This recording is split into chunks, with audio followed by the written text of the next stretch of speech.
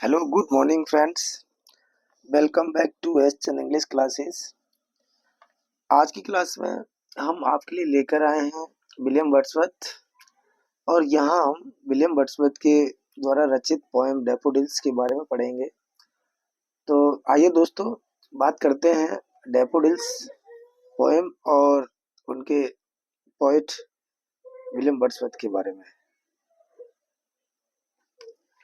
देखिए, सबसे पहले आपको बता दें कि विलियम वर्ड्सवर्थ का जन्म और 7 अप्रैल 1770 में हुआ था। 7 अप्रैल 1770 में हुआ था। इनकी मृत्यु 1850 में हुई थी। अब बात करते हैं कि विलियम वर्ड्सवर्थ अपने समय के या जो सभी समय के,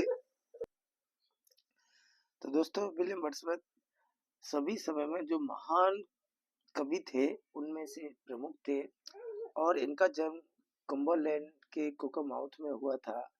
ही was educated at Hawkshead among mountains. इनका जो शिक्षा दीक्षा हुई थी, इनकी जो पढ़ाई लिखाई हुई थी वो हॉक्सहेड में हुई थी और सेंट जॉन्स कॉलेज कैम्ब्रिज था। He moved with his sister Dorothy to Somerset और ये अपनी सिस्टर डोरोथी के साथ समरसेट गए थे। वहां जाकर इनकी जान पहचान कोलेरिज से हुई, जो एक ग्रेट पोएट है कोलेरिज। ये उनके पड़ोस में जाकर रहने लगे तो वहां पर उनसे इनका परिचय हुआ और दोनों ही डोरोथी एंड कोलेरिज यानी अपनी सिस्टर और कोलेरिज दोनों का इनके ऊपर बहुत ज़्यादा प्रभाव पड़ा। मतलब ये उनसे बहुत प्रभावित हुए। Along with Coleridge, their joint volume of poems, lyrical ballads, published in 1798 और कोलरिज के साथ इन्होंने जॉइंटली एक वॉल्यूम, एक पोएम, जो वॉल्यूम था पोएम्स का, उसका नाम था लिरिकल बेलाड्स, जिसका इन्होंने पब्लिकेशन किया था 1798 में। यानी जो लिरिकल बेलाड्स है इसका पब्लिकेशन 1798 में हुआ था और कोलेरिज के साथ मिलके किया था। और उसी साल in the same year he started writing the prelude और उसी साल इन्होंने द प्रिल्यूड लिखना शुरू किया था। उसी साल उन्होंने इसको लिखा था और ये जो प्रिल्यूड थी इनकी ये कंप्लीट हुई थी 1805 यानी 1805 में जाकर के पूरी हुई थी। इस तरह से ये विलियम वर्ड्सवर्थ के बारे में थोड़ी सी शॉर्ट जानकारी दी है हमने। आगे थोड़ी सी और देखते हैं। Wordsworth was a poet of nature. William Wordsworth थे, ये प्रकृति कवि थे, यानी poet of nature and humanity और मानवतावादी कवि भी थे। Several of his poems deal not only with the beauty of nature but also with the influence of nature on man. मतलब इनकी जो अधिकांश पोएम्स हैं वो न केवल और प्रकृति के सौंदर्य से संबंध रखती हैं, बल्कि ये influence of nature of man यानी जो मनुष्य पर प्रकृति का क्या प्रभाव है। मतलब केवल इन्होंने प्रकृति की सुंदरता को ही नहीं देखा अपनी पोएम्स के अंदर, बल्कि इन्होंने ये भी कि जो इनकी प्रकृति है उसका और मनुष्य के ऊपर क्या प्रभाव पड़ा वो भी इन्होंने अपनी पोएम्स के अंदर बताया है। तो आगे देखते हैं। Nature to him was an unfailing source of joy and purest thought. इनके लिए जो प्रकृति थी वो खुशी का अनफेलिंग सोर्स थी, यानी कभी समाप्त या असफल नहीं होने वाला साधन थी। यानी इनको हमेशा प्रकृति से खुशी मिलती थी और प्योरेस्ट थॉट, और इनको हमेशा ही शुद्ध विचार भी प्रकृति से मिलते थे। तो दोस्तों यहाँ हमने विलियम वर्ड्सवर्थ के बारे में आपको बताया और थोड़ा सा देखिए, एक बार फिर से मैं आपको विलियम वर्ड्सवर्थ के बारे में बता देता हूँ कि विलियम वर्ड्सवर्थ का जन्म 7 अप्रैल 1770 में कुंबरलैंड कुकर माउथ में हुआ था और इनकी मृत्यु 1850 में हुई थी। ये क्या है कि एक बार अपनी बहन डोरोथी के साथ गए थे और वहाँ कोलेरिज के पड़ोस में जाकर रहने लगे, तो इनकी सिस्टर डोरोथी और कोलेरिज दोनों का इन पर बहुत प्रभाव पड़ा, यानी बहुत प्रभावित हुए थे इनसे और इन्होंने वहाँ कोलेरिज के साथ जॉइंटली लिरिकल बेलाड्स यानी जो पोएम्स थी उनका एक वॉल्यूम जिसका नाम था लिरिकल बेलाड्स 1798 में प्रकाशित किया। उसके बाद उसी साल इन्होंने दी प्रिल्यूड लिखना शुरू किया था और जिसको पूरा किया था 1805 में। और विलियम वर्ड्सवर्थ प्रकृति कवि थे, नेचर पोएट, मानवतावादी भी थे। तो इन्होंने न केवल प्रकृति की सुंदरता को अपनी पोएम्स के अंदर बताया है, बल्कि उस प्रकृति का मनुष्य पर क्या प्रभाव पड़ा है ये भी बताया है। तो दोस्तों बात करते हैं डैफोडिल्स पोएम के बारे में। तो आइए, डैफोडिल्स डैफोडिल्स का मतलब होता है नरगिस के फूल। तो यहाँ ये पोएम है, इसको हम लिरिक्स भी बोलते हैं। लिरिक्स यानी लिरिक्स है, गीत सा है। तो देखिए, डैफोडिल्स होते हैं नरगिस के फूल। आइए बात करते हैं poem. I wander lonely I wander lonely as a cloud that floats on high over vales and hills, when all at once I saw a crowd, a host of golden daffodils। तो देखिए, इस poem के अंदर यहाँ कवि कह रहा है कि I wander lonely as a cloud. यहाँ एज शब्द का यूज हुआ, यानी मैं एक बादल की तरह अकेला भटकता रहा, यानी घूमता रहा, विचरण करता रहा। तो यहाँ एज शब्द आया है, लायक एज आए तो वहाँ सिमली होता है। मतलब जब एक दो अलग अलग वस्तुओं की तुलना की जाती है, जिनके बीच में एक गुण समान होता है, तो वहाँ सिमली होता है। तो यहाँ सिमली फिगर ऑफ स्पीच है इस लाइन में, क्योंकि एज और लायक, सो इनसे क्या है, सिमली फिगर ऑफ स्पीच की पहचान की जा सकती है। तो कह रहा है, बादल की तरह अकेला भटकता रहा, that floats on high over vales and hills. जिस तरह बादल ऊंची ऊंची पहाड़ियों और घाटियों पर और मंडराते रहते हैं, तैरते रहते हैं, उसी तरह मैं अकेला वहाँ उस समुद्र के किनारे, यानी कि एक खाड़ी थी, वहाँ समुद्र था, उसके किनारे में अकेला घूमता रहा।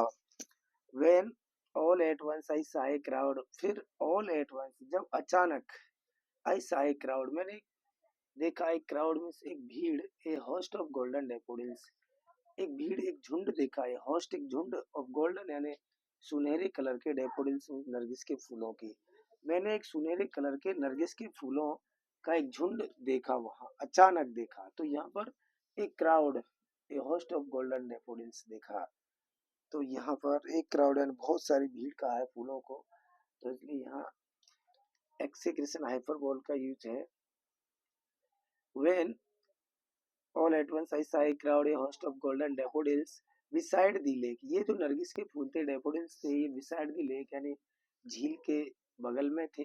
beneath the trees beneath the trees पेड़ों के नीचे थे। fluttering and dancing in the breeze। fluttering and dancing यहाँ पर क्या है, इनका पर्सनिफिकेशन किया है इस लाइन में, कि डैफोडिल्स फ्लटरिंग कर रहे थे, डांसिंग कर रहे थे। फ्लटरिंग का मतलब है हिलना, तो वो हिलना तो खैर उनका स्वाभाविक है, लेकिन डांसिंग वो नाच रहे थे। तो इसका यहाँ पर्सनिफिकेशन करके बताया गया कि जो डैफोडिल्स के फूल थे, वो जो ब्रीज थी यानी ठंडी ठंडी हवा, जो मंद मंद हवा थी, उस हवा का आनंद ले रहे थे, यानी उसमें हिल रहे थे इधर उधर हवा के साथ साथ। तो यहाँ कवि ने यही बताया है, continuous as the stars that shine and twinkle on the milky way, continuous as the star, जिस तरह से मतलब एक ही कतार में लगे होते, जिस तरह से स्टार्स में तारे, दैट शाइन जो चमकते हैं, जिस तरह तारे जो चमकते हैं, and twinkle on the milky way, और जिस तरह से उस मिल्की वे में, यानी कि बिल्कुल सफेद दूध जैसे रास्ते में जो गैलेक्सी है तारों की, आसमान में वो चमकती है, ठीक उसी तरह ये भी अपनी कतार में और चमक रहे थे तारों की तरह। और they stretch in never ending line, और बे स्ट्रेच मतलब फैले हुए थे, नेवर एंडिंग लाइन यानी कभी समाप्त नहीं होने वाली एक लंबी लाइन में फैले हुए थे। Along the margin of a bay, along the margin of a bay, bay मतलब खाड़ी होती है, तो खाड़ी के मार्जिन मतलब किनारे, खाड़ी के किनारे किनारे, बगल बगल, और एक कभी समाप्त नहीं होने वाली लंबी सी लाइन में फैले हुए थे। 10,000 साई एट ए ग्लैंस, देखिए यहाँ कभी कह रहा है 10,000 आई एट ए ग्लैंस, मैंने एक ही नजर में 10,000 को देखा। तो यहाँ भी हाइपरबोल फिगर ऑफ स्पीच है, यानी इस लाइन को बढ़ा चढ़ा के कहा है कि एक ही नजर में 10,000 डेफोडिल्स के फूल देखे, तो बढ़ा चढ़ा के बात कही है, इसलिए यहाँ पर हाइपरबोल है, एक्सेग्रेशन जिसको कहते हैं। तो कह रहा है कि मैंने एक ही नजर में बहुत सारे अनगिनत डेफोडिल्स के फूल देखे। इसके बाद वर्णन कर रहा है कि देखिए, tossing their heads in sprightly dance, tossing their heads, और वे हवा में अपने सिर को उठाए हुए थे, सिर को उठा करके यानी उठाए हुए, स्प्राइटली डांस, और वो डांस कर रहे थे, खुशी के साथ डांस कर रहे थे, यानी कि हिल रहे थे। ये देखिए दोस्तों, डैफोडिल्स के फूल हैं, पीले पीले येलो कलर के गोल्डन में फूल होते हैं, ये डैफोडिल्स के फूल हैं। नेक्स्ट है, the waves beside them danced but they outdid the sparkling waves in glee. The waves, जो लहरें थी, लहरें beside them यानी उनके बगल में डांस, यानी उनके बगल में जो लहरें थी वे भी डांस कर रही थी, but they outdid the sparkling waves in glee.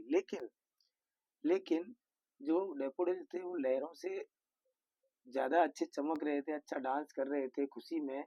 In glee a poet could not be gay in such a jocund company. एक कवि, यानी वो अपनी बात कह रहा है कि मैंने क्या कि लहरों की तरफ ध्यान नहीं दिया, और मैंने तो केवल उन जो डेफोडिल थे उनको देख करके मैं खुश हो रहा था. इन सच ए जॉकंड कंपनी, यानी इस तरह की जो उनका झुंड था उनके साथ मैं अपने आप को बहुत खुश महसूस कर रहा था.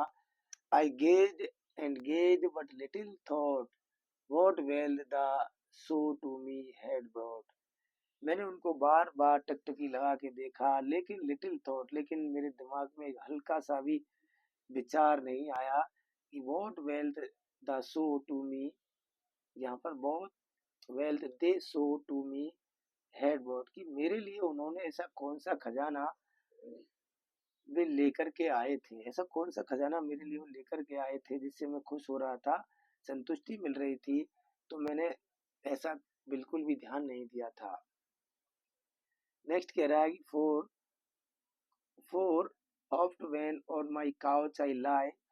कहता है कि जब ऑन माई काउच, जब मैं अपने बेड पर आई लाई यानी मैं लेट जाता हूँ, तो इन वैकेंट और इन पैसे मूड, जब उस समय मेरा दिमाग खाली होता है, कोई काम नहीं होता है, तो दे फ्लैश अपॉन दैट इनवर्ड आई, तो मेरी आंखों में वही फ्लैश यानी चमकते हैं, मेरे दिमाग की जो पिक्चर है उसमें वे डैफोडिल्स के फूल ही आते हैं और वही चमकते हैं. Which is the bliss of solitude, और यही which is the bliss of solitude, और यही वो जो ब्लिस ऑफ सॉलिट्यूड का मतलब है संपूर्ण खुशी, एक अद्भुत खुशी. यही वो बहुत अद्भुत खुशी है कि वे जो डैफोडिल्स के फूल थे जो मैंने वहां किनारे पर देखे थे, मैं उनको भूल नहीं पा रहा था, मेरे दिमाग में वो बार बार आ रहे थे, उनकी तस्वीर आ रही थी. तो इस तरह से कवि कहता है कि मैं उनको देख देख करके अपने माइंड में और बड़ी खुशी महसूस कर रहा था, संतुष्टि महसूस कर रहा था. And then my heart with pleasure fills and dances with the daffodils. तो देखिए यहाँ राइम स्कीम आई है फिल्स की डैफोडिल्स के साथ कि and then my heart with pleasure fill, और जब जब मेरे दिमाग में बार बार उनके फोटो आ रहे थे, उनके चित्र आ रहे थे, उनकी मुझे स्मृति आ रही थी, तो मेरा जो हर्ट है वो फिल्स विद प्लेजर, मेरे हर्ट है वो खुशी से भर जाता है. And dances with the daffodils, और मैं भी उन डैफोडिल्स के साथ डांस करने लग जाता हूँ, यानी कि मैं खो जाता हूँ उनको देख करके, और मुझे भी ऐसा लग जाता है कि मैं डैफोडिल्स यानी नरगिस के फूलों के साथ डांस कर रहा हूँ, मैं भी उनके बीच में हूँ. इस तरह से मुझे लगता है, महसूस होता है. तो यहाँ कवि डैफोडिल्स पोएम के बारे में बताता है. ये डैफोडिल्स पोएम हुई कि यहाँ जो कवि होता है, इस पोएम की जो थीम है वो डैफोडिल्स के फूलों के बारे में, उनकी सुंदरता के बारे में बताना है. और कवि जब वहाँ समुद्र के किनारे घूम रहा था गैवेरो पार्क में अपनी सिस्टर डेरोथी के साथ, तो वहाँ इन फूलों को वो देखता है और उस पर कविता लिखना शुरू कर देता है. तो ये कविता उन्होंने इस तरह से लिखी थी. तो आइए थोड़ा सा इसमें यही बताया कि किस तरह से वो फूल चमकते हैं गैलेक्सी की तरह, और झुंड में थे, समुद्र के किनारे थे, समुद्र की लहरों से भी सुंदर दिखाई दे रहे थे. इसमें बहुत सारे फिगर ऑफ स्पीच का यूज हुआ है, कहीं एलिट्रेशन है, तो कहीं सिमली है, तो कहीं पर्सनिफिकेशन है. आइए थोड़ी और पोएम की एक्सप्लेन करते हैं. देखिए तो दोस्तों यहाँ बात करते हैं introduction to the poem daffodils often entitle I wander lonely as a cloud. यानी कि ये जो डैफोडिल्स पोएम है इसका दूसरा जो टाइटल है वो हम इसकी फर्स्ट लाइन को कह सकते हैं, I wandered lonely as a cloud. तो इस तरह ये जो डैफोडिल्स पोएम है इसका दूसरा टाइटल है I wander lonely as a cloud. तो दो टाइटल हो गए, डैफोडिल्स और I wander lonely as a cloud. ये written at Town End Gras Grasmere in 1804. इस कविता को ग्रेस मेरे में यानी टाउन एंड ग्रेस मेरे में 1804 में लिखा गया था विलियम वर्ड्सवर्थ के द्वारा. तो the subject of this description is a broad belt of full blown daffodils, यानी इसका जो विषय वस्तु है इनके वर्णन का वो यही है कि जो पूर्ण तरह विकसित जो डैफोडिल्स के फूल थे उनकी एक लंबी कतार थी और उनका ही वर्णन करना है। तो ग्रोइंग ऑन द वुडेड शोर ऑफ एन आइलैंड लेक, यानी झील के किनारे खिले हुए थे। देखिए दोस्तों, ये डैफोडिल्स के फूल हैं। ये येलो कलर के होते हैं, तो ये येलो कलर के फूल हैं, लेकिन इसमें थोड़े से ऐसे दिखाई दे रहे हैं। तो इस तरह ये डैफोडिल्स पोएम है। एक बार आपको थोड़ा सा और बता देता हूँ। डैफोडिल्स पोएम को 1804 में गैवेरो पार्क में लिखा गया था, जब विलियम वर्ड्सवर्थ अपनी सिस्टर डोरोथी के साथ गैवेरो पार्क में घूम रहे थे। तो वहां उन्होंने अचानक एक झील के किनारे और डैफोडिल्स के बहुत सारे फूलों को झुंड में एक कतार में देखा। तो वहां उन्होंने इसको 1804 में इस पोएम को लिखा था। और आशा करता हूँ दोस्तों कि डैफोडिल्स पोएम आपको अच्छी तरह समझ में आई होगी। नेक्स्ट क्लास में हम लेकर आएंगे आपके लिए डैफोडिल पोएम्स से संबंधित important question answer. Thank you so much watching video. Please like, share and subscribe. Thank you so much. Bye.